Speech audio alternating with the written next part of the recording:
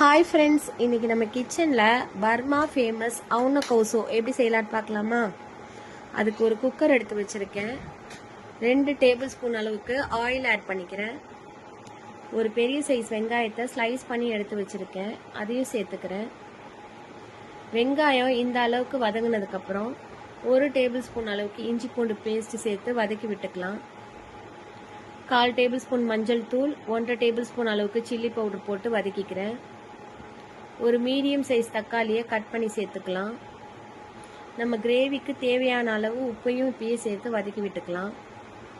இங்கே 1/2 கிலோ அளவுக்கு boneless chicken எடுத்து குட்டியாக கட் பண்ணி வச்சுருக்கேன். தக்காளி இந்த அளவுக்கு வதங்கினதுக்கப்புறம் சிக்கனை ஆட் பண்ணி வதக்கி விட்டுக்கலாம். நல்லா 3 நிமிஷத்துக்கு வதக்கிக்கலாம். இப்போ அதில் 1 கிளாஸ் தண்ணி, ஒரு வெங்காயத்தை ரஃப்பாக கட் பண்ணி சேர்த்துக்கிறேன்.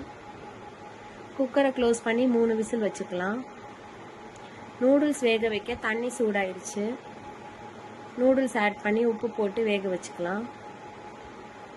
இப்போ குக்கரை ஓப்பன் பண்ணி பார்க்கலாம்.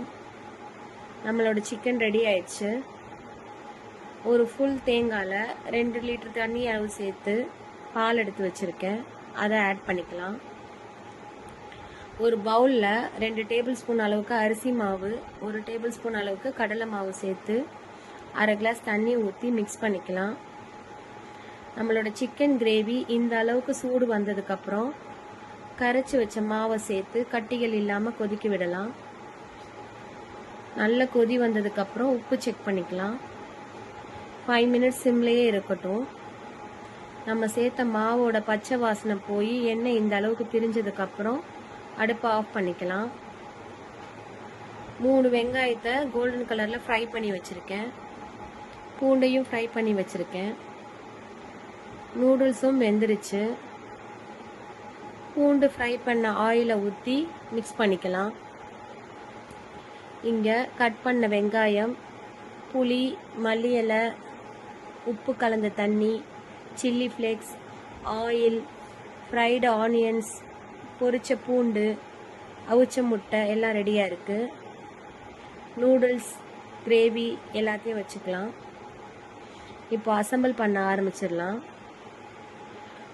ஒரு பவுலில் நூடுல்ஸ், ஃப்ரைட் ஆனியன்ஸ், பூண்டு பொரிச்ச எண்ணெய், உப்பு, சில்லி ஃப்ளேக்ஸ், மல்லி இலை, புளி, வெங்காயம், உடச்சக்கடலை பவுடர் எல்லாம் போட்டு மிக்ஸ் பண்ணிக்கலாம். இப்போ கிரேவியும் ஆட் பண்ணிக்கலாம். உப்பு, காரம் எல்லாம் சரியாக இருக்கான்னு செக் பண்ணிவிட்டு எக்கை ஸ்லைஸ் பண்ணி